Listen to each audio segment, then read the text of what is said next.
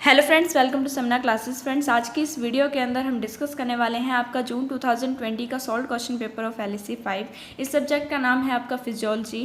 Friends, इस वाले question paper को आपसे दो पार्ट में पूछा जाता है। फर्स्ट पार्ट में आपसे जो क्वेश्चंस पूछे जाते हैं वो एनिमल फिजियोलॉजी से पूछे जाते हैं, और सेकेंड पार्ट में जो क्वेश्चन आपसे पूछे जाएंगे वो प्लांट फिजियोलॉजी से पूछे जाएंगे। ठीक है, तो सबसे पहले हम इसका पार्ट 1 डिस्कस कर लेते हैं, एनिमल फिजियोलॉजी। और यहाँ पर हम स्टार्ट करते हैं अपने क्वेश्चन नंबर 1 से। तो क्वेश्चन नंबर 1 के ए पार्ट में यहाँ पे पूछा गया है आपसे डिफ्रेंशिएट बिटवीन दैम। ठीक है, तो कुछ पेयर्स आपको दिए गए हैं, उनके बीच में आपको डिफ्रेंशिएट करना है, मतलब उनका डिफरेंस बताना है। तो फ्रेंड्स, यहाँ पर आप लोग इनका आंसर देख सकते हो, मैंने इन्हें सॉल्व कर रखा है, आप लोग इनका स्क्रीनशॉट ले सकते हो। एंड सेकंड नंबर का है आपका गायनोटैलिज्म और यूरिकोटैलिज्म के बीच के डिफरेंस। तो यहाँ पर मैंने इनकी डेफिनेशन लिख रखी है, आप इसका भी स्क्रीनशॉट ले सकते हो। ठीक है, एंड नेक्स्ट है फिर आपके यहाँ पे मैचिंग। तो मैचिंग्स के भी सोल्यूशन आप लोग यहाँ पे देख सकते हो, बहुत ईजी पार्ट था। तो चलिए बढ़ते हैं अपने अगले क्वेश्चन की तरफ। क्वेश्चन नंबर सेकंड के ए पार्ट में आपसे यहाँ पे पूछा गया है, with the help of well labelled diagram describe a neuron. तो यहाँ पर आपको न्यूरॉन के बारे में डिस्क्राइब करना है, और वो भी डायग्राम के साथ। ये क्वेश्चन रिपीटेड है आपका जून 2017 में भी। तो फ्रेंड्स, इसका आंसर जो है वो आप चैप्टर 9 से देख सकते हो। इसका जो डायग्राम है और बाकी जो इसकी डेफिनेशन है, जो उसको डिस्क्राइब करना है, वो मैंने यहाँ पे कर रखा है, आप इसका स्क्रीनशॉट ले सकते हो। एंड बी नंबर पे क्वेश्चन पूछा गया है आपसे, list any 4 types of glial cell of neuron system. तो न्यूरॉन सिस्टम के ग्लायल सेल के 4 टाइप्स आपको यहाँ पे बताने हैं। इसका भी आंसर आप चैप्टर 9 के अंदर देख सकते हो अपनी एलएसी 5 की बुक में। एनिमल फिजियोलॉजी वाले पार्ट में आपका ब्लॉक 2 है, उसमें आपको इसका आंसर मिल जाएगा चैप्टर 9 के अंदर। नेक्स्ट क्वेश्चन है आपका क्वेश्चन नंबर 3, और क्वेश्चन नंबर 3 के ए पार्ट में आपसे यहाँ पे क्वेश्चन किया गया है, discuss the actions of oestrogen. इसका जो आंसर है वो आपको चैप्टर 8 के अंदर मिल जाएगा। यहाँ पर आपको एस्ट्रोजन हार्मोन के एक्शंस बताने हैं। ठीक है, तो चैप्टर 8 के अंदर आप इसका आंसर देख सकते हो। और बी नंबर का जो क्वेश्चन है, यहाँ पर आपको 4 स्टेजेस बतानी है एस्ट्रस साइकिल की। ये भी आप लोगों को चैप्टर 8 के अंदर मिल जाएगा। ठीक है, आप चैप्टर 8 के अंदर से लिखकर अपने एग्जाम की प्रिपरेशन कर सकते हो। एंड फिर है आपका यहाँ पे क्वेश्चन नंबर 4। क्वेश्चन नंबर 4 में डिस्क्राइब करना है आपको temperature regulation by heat production and heat loss in homeotherms. तो यहाँ पे मैंने इसको एक्सप्लेन कर रखा है शॉर्ट में, तो आप लोग इसका स्क्रीनशॉट ले सकते हो और अपने एग्जाम की यहाँ से प्रिपरेशन कर सकते हो। ठीक है, एंड 5th नंबर का क्वेश्चन है आपका यहाँ पे, how does osmoregulation take place in marine vertebrates.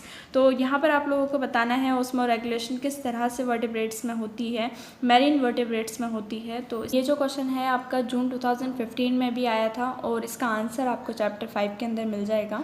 ठीक है, तो आप इसे वहाँ से देख सकते हो। चलिए बढ़ते हैं अपने अगले क्वेश्चन की तरफ। Question number 6। क्वेश्चन नंबर 6 में यहाँ पे आपको शॉर्ट नोट लिखने हैं इन टॉपिक्स के ऊपर, और ये जो टॉपिक्स यहाँ पे दे रखे हैं, इनके सामने मैंने आपके चैप्टर नंबर मेंशन कर रखे हैं, जहाँ से आपको इसके आंसर डायरेक्टली मिल जाएंगे। ठीक है, एंड फिर है आपका यहाँ पे 4th नंबर का नेफ्रीडिया ऑफ वॉर्म्स। ठीक है, तो नेफ्रीडिया वाला जो टॉपिक है, इसका आंसर मैंने यहाँ पे लिख रखा है, आप लोग इसका स्क्रीनशॉट ले सकते हो। ये काफ़ी ज़्यादा इंपॉर्टेंट है और कई बार रिपीटेबल भी है। ठीक है, नेक्स्ट क्वेश्चन है आपका क्वेश्चन नंबर 7, और यहाँ पे आपसे पूछा गया है, describe how gills of fish help in ventilation. Friends, ये आंसर मैंने यहाँ पे शॉर्ट में लिखा है। अगर आप इसे डिटेल वाइज पढ़ना चाहते हो तो रेस्पिरेशन वाले चैप्टर में आप इसका आंसर देखकर इसे वहाँ से पढ़ सकते हो। इसमें पूरी अच्छे तरीके से एक्सप्लेन किया गया है आपकी फिजियोलॉजी बुक में। ठीक है, तो आप लोग इसे वहाँ से पढ़ लीजिएगा। एंड क्वेश्चन नंबर 8 है आपका अगला क्वेश्चन, और यहाँ पे आप लोगों को मसल कॉन्ट्रैक्शन का जो मैकेनिज्म है उसको डिस्क्राइब करना है। तो ये आपको आंसर मिलेगा चैप्टर 6 के अंदर। ठीक है, तो फ्रेंड्स, ये आपके क्वेश्चन नंबर 8 तक, अभी तक हमने एनिमल फिजियोलॉजी के क्वेश्चंस को डिस्कस किया है। तो यहाँ पर आप लोगों को मैंने हर एक क्वेश्चन का सोल्यूशन बता दिया, चैप्टर नंबर बता दिया। फ्रेंड्स, यहाँ से आप लोग एक और चीज़ एनालाइज कर सकते हो कि किस चैप्टर से आपके कितने ज़्यादा क्वेश्चंस पूछे गए हैं, तो आप उन चैप्टर्स को अच्छी तरीके से पढ़ लीजिएगा। ठीक है, क्वेश्चन नंबर 8 तक आपके एनिमल फिजियोलॉजी से क्वेश्चन पूछे गए थे। अब जो है वो आपका पार्ट 2 स्टार्ट होता है इस क्वेश्चन पेपर का, जहाँ पर आपसे प्लांट फिजियोलॉजी से क्वेश्चन पूछे जाएंगे। तो फर्स्ट नंबर पर यहाँ पर भी एक्सरसाइज वर्क दे रखा है। ठीक है, एंड यहाँ पे आप लोगों को इन शॉर्ट फॉर्म को एक्सपेंड करके लिखना है। फर्स्ट है यहाँ पे PEP, फोस्फो एनोल पिरुवेट एसिड। ठीक है, FC का मतलब है फील्ड कैपेसिटी, DNP का मतलब है डाई नाइट्रोफेनॉल, एंड PAR का मतलब है फोटोसिंथेटिकली एक्टिव रेडिएशन। ठीक है, ये जो आपके फुल फॉर्म्स हैं ये बहुत ज़्यादा इंपॉर्टेंट है। जितनी फुल फॉर्म्स आपको मिले उन सबको आप लर्न कर लीजिएगा। जो भी आपके चैप्टर्स में या किसी भी आंसर में अगर बीच में आती हैं कोई भी आपकी फुल फॉर्म्स, उन्हें आप लर्न कर लीजिएगा, क्योंकि फुल फॉर्म आपसे ज़रूर पूछी जाएंगी। एंड फिर है आपका सी नंबर पे आपको इनको डिफाइन करना है। स्टोमेटल इंडेक्स का जो आंसर आपको मिलेगा चैप्टर 11 के अंदर मिल जाएगा, वर्नलाइजेशन का चैप्टर 17 के, और Emerson enhancement effect triple E का जो ये आपका क्वेश्चन का आंसर है वो चैप्टर 13 के अंदर मिल जाएगा, और यहाँ पे मैंने इसको एक्सप्लेन भी कर रखा है। ठीक है, तो यहाँ पर आप लोग देख सकते हो इसका आंसर। एंड क्वेश्चन नंबर 10 है फिर आपका अगला क्वेश्चन। यहाँ पे आपको शॉर्ट नोट लिखने हैं। शॉर्ट नोट फर्स्ट है आपका यहाँ पे केमिकल पोटेंशियल, चैप्टर 11 के अंदर आपको मिल जाएगा। रेड ड्रॉप चैप्टर 13 के अंदर आपको इसका आंसर मिल जाएगा। और थर्ड नंबर पे है इथाइलिन एक प्लांट ग्रोथ रेगुलेटर। ठीक है, तो इसका आंसर आपको चैप्टर 16 के अंदर मिल जाएगा। क्वेश्चन नंबर 11 पे आपको यहाँ पे मंच मॉडल फ्लेम ट्रांसपोर्ट के लिए जो मंच मॉडल है उसको एक्सप्लेन करना है, और ये जो मॉडल है आपको चैप्टर 14 के अंदर इसको डायग्राम के साथ एक्सप्लेन कर रखा है। जो आपको इसको डिस्क्राइब करना है वो इतना भी आप यहाँ पे लिख सकते हो जितना मैंने यहाँ पे लिखा हुआ है, और इसका जो डायग्राम है वो आप चैप्टर 14 से देख सकते हो। एंड अगला क्वेश्चन है फिर आपका क्वेश्चन नंबर 12। क्वेश्चन नंबर 12 के पार्ट में आपसे पूछा गया है how do plants respond to water stress. तो यहाँ पर आपको बताना है वाटर स्ट्रेस के लिए प्लांट किस तरह से रिस्पॉन्स करते हैं। ठीक है, तो इसका आंसर आपको चैप्टर 18 के अंदर मिल जाएगा। एंड बी नंबर पे है हाउ वर फाइटोक्रोम डिस्कवर। जो फाइटोक्रोम वाला टॉपिक है आपका बहुत ज़्यादा इंपॉर्टेंट है। इसकी डिस्कवरी पूछी जाती है, इसके टाइप्स पूछे जाते हैं, फाइटोक्रोम की डेफिनेशन भी पूछी जाती है, बायोलॉजिकल रेस्पॉन्सेज पूछे जाते हैं। तो फाइटोक्रोम वाले टॉपिक को आपको अच्छे तरीके से क्लियर करना है, ये बहुत ज़्यादा इंपॉर्टेंट क्वेश्चन है। ठीक है, एंड फिर है आपका यहाँ पे अगला question, question number 13। Question number 13 के ए पार्ट में आपसे पूछा गया है explain the role of potassium ion in stomatal openings and closing.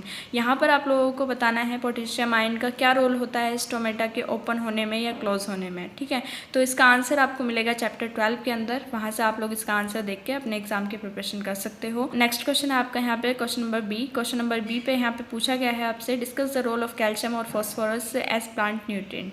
अब यहाँ पे आपको कैल्शियम और फॉस्फोरस का रोल बताना है एक प्लांट न्यूट्रिएंट के जैसे। ठीक है, तो इसका आंसर आपको मिलेगा चैप्टर 12 के अंदर। तो फ्रेंड्स आप लोग इन क्वेश्चंस को अपने इन चैप्टर्स से फाइंड आउट कर अपने एग्जाम की प्रिपरेशन कर सकते हैं। फ्रेंड्स यहाँ पर मैंने इन क्वेश्चंस के आंसर इसलिए पूरे नहीं लिखे क्योंकि जितना मैं लिखूंगी उतना ही आप पढ़ोगे, तब कि आप लोगों को LSC 5 में या जितने भी आपके LSC वाले सब्जेक्ट हैं उनमें आपको डिटेल वाइज पढ़ने की ज़रूरत है, क्योंकि इन टॉपिक्स से आपका कहीं से भी क्वेश्चंस बन सकता है।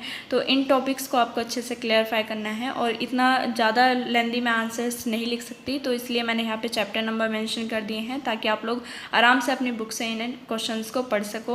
और फ्रेंड्स अगर आप लोगों के पास आपका इग्नू का स्टडी मटेरियल नहीं है तो आप लोग नीरज पब्लिकेशंस की गाइड ले सकते हो। नीरज पब्लिकेशन की गाइड से आप लोग इन क्वेश्चन पेपर को आराम से पढ़ सकते हो। नीरज पब्लिकेशन की गाइड में आपके प्रीवियस ईयर के क्वेश्चन पेपर सॉल्व होते हैं। ठीक है, तो उन क्वेश्चन पेपर्स की आप प्रैक्टिस कर सकते हो, उन्हें लर्न कर सकते हो और अपने एग्जाम की प्रिपरेशन कर सकते हो। ठीक है, तो बेस्ट बुक है आपके एग्जाम की प्रिपरेशन के लिए। तो फ्रेंड्स अगर आप लोगों के पास आपकी बुक्स नहीं है तो आप लोग नीरज पब्लिकेशंस की गाइड पढ़कर अपने एग्जाम की प्रिपरेशन कर सकते हो। तो फ्रेंड्स अगर आप लोगों को इस वीडियो से रिलेटेड कोई डाउट है या कोई सजेशन है तो आप लोग मुझे कमेंट सेक्शन में बता सकते हो, या फिर अगर आप लोगों को किसी और सब्जेक्ट के सॉल्व क्वेश्चन पेपर्स चाहिए तो आप लोग मुझे उसके लिए भी कमेंट करके बता सकते हो। लेकिन फ्रेंड्स जब तक आप लोग कमेंट नहीं करोगे तो मुझे नहीं पता लग पाएगा कि आप लोगों को किस चीज़ की नीड है। तो प्लीज़ आप ज़रूर कमेंट कीजिएगा कि जिस सब्जेक्ट के भी आपको इंपॉर्टेंट क्वेश्चन चाहिए या फिर आप लोगों को किसी पेपर का सोल्यूशन चाहिए तो आप लोग नीचे कमेंट सेक्शन में ज़रूर बताइएगा। ठीक है फ्रेंड्स, अगर आपकी वाकई में इस वीडियो से हेल्प हुई है तो प्लीज़ चैनल को सब्सक्राइब कर लीजिएगा। साइड में एक बेल आइकन होगा, उसे प्रेस कर दीजिएगा ताकि आपको इसी तरीके की वीडियोज़ की नोटिफिकेशन बिल्कुल करेक्ट टाइम पर मिलती रहे। Thank you for watching this video.